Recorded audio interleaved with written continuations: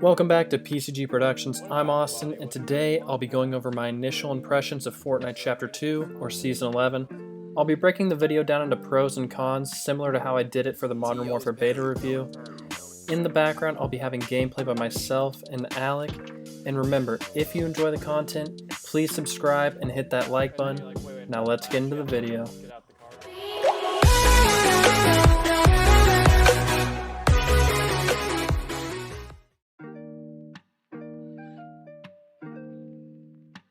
So the first and most obvious pro I'll be talking about is the visuals. They've made vast improvements across the board. First off, the game is just way more vibrant than it used to be. The trees and vegetation are way more detailed across the map. The water has improved tremendously, but we'll get more into the water later on in the video.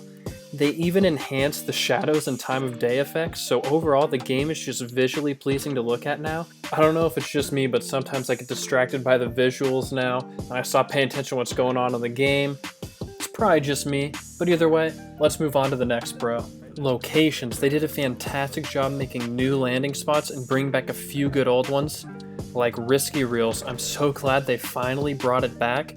I've been missing that place for so long now. It's great to finally have it in the game. And then I think they did a great job of filling in the map with unnamed locations that are good landing spots for duos, whether it's the Orchard, Risky Reels, that place by Slurpy Swamp, all great spots. Then some of my favorite name locations that they added to the game are Misty Meadows, Sweaty Sands, and Lazy Lake. But enough about locations, let's get on to the next pro. Fishing and swimming. So I'll start off with fishing. The reason this is such a great addition is because of how hard it is to get rare loot, which will come up later in the video, and because of there being less heals in the game now. So with the fish being able to have like the slurp fish and the healing fish for the green health, great addition so you can have extra ways to get heals and rare weapons. Then swimming, obviously, because they added water all around the map. You kind of need to be able to swim to move through the map quickly. And also, if you're going with the tide of the flow of the river, you can beat the storm swimming by doing the little jump thing where you look like a freaking wild fish. So overall, great additions to the game. And then we'll get into the next pro, the storm wall. So I think, as we all know before, to see through the storm wall effectively before, you have to like sort of poke your head through it without taking storm damage to see people rotating out. But now they made it so it's a little bit lighter, so it's easy to see into the storm and out. So it's a very good thing that they added to the game. Not much to say about it, just overall a good addition. Now for the final pro of the video before we move on into the cons, the simplicity of the game.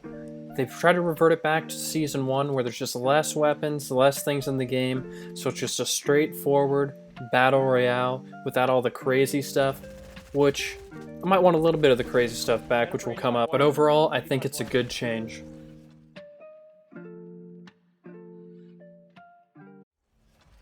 Alright, so we're on the con list now, and let's start off with the biggest issue with Fortnite Chapter 2, the bots.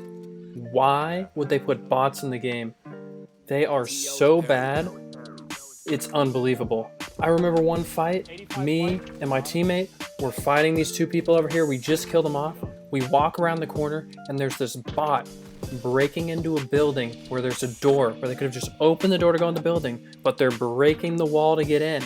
They never turn or shoot at us and we can just kill them easily. Like, how is that satisfying for anyone to kill or get a high kill game when you know 50-60% of the players in the lobby are bots and you can tell? Like, it isn't satisfying to kill one of them or get a high kill game. Like, what is the point of that? Like, are they there so bad players feel better about themselves? Why are they in lobbies with players who aren't terrible? Is this because there's skill-based matchmaking in there and they can't get enough players in one lobby? I don't know what's going on, but they really need to take the bots out. Alright, now that that rant's over, let's get on to the shotguns.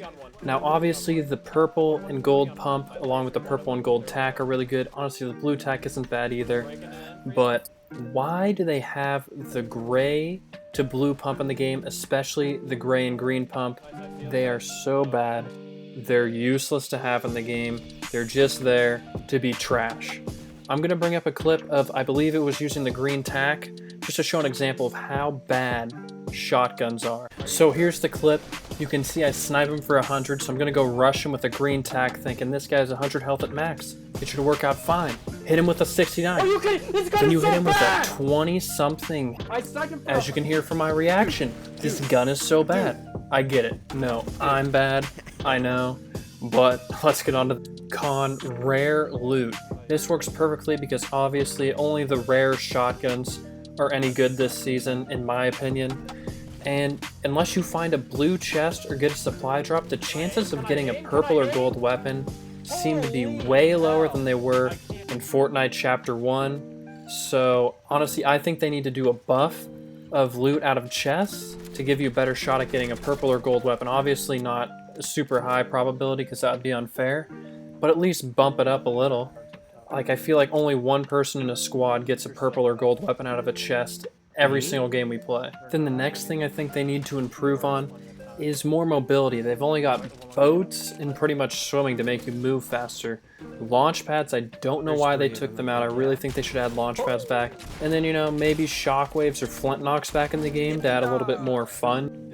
Then the final con for now, glitches. I'm gonna throw a glitch up on the screen for you right now. I know there's been plenty, but I haven't seen this one on YouTube yet, other than what's happened to me. You're gonna see some funky stuff here. So I can already notice, you know, in the pre-game lobby that something weird's going on. Then the bus starts to go, but it doesn't move on my screen. Then I jump out of the bus and I'm just frozen in mid-air, can't move. And I tried to leave this a little bit longer so you could tell that I didn't just do a freeze frame and that this was really a glitch. But obviously they can fix those with the next patch update, so I don't see this as being a big issue. So you know I like to leave the video off on a positive note. So overall, I think Chapter 2 is a nice improvement on Chapter 1. Obviously they can make a few tweaks here and there to improve the game, but nothing too drastic, hopefully, like bringing in mechs, or what were they called, brutes, into the game. Yeah, please don't do that again. Just make some few minor changes, and the game is going to be great. Overall, I'm having fun playing Chapter 2. Let me know how you guys are enjoying it in the comments section below, and I'll see you guys on the next video. Peace.